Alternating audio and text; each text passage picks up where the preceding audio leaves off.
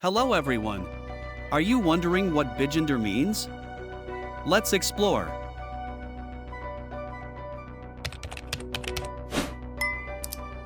Bigender describes someone who identifies with two distinct genders, either simultaneously or at different times.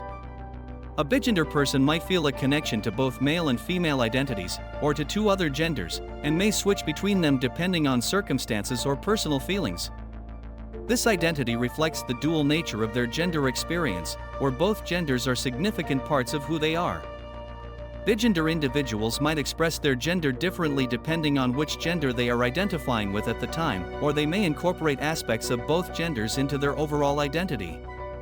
In essence, being Bigender is about embracing two gender identities, recognizing and expressing both as integral to one's self-concept.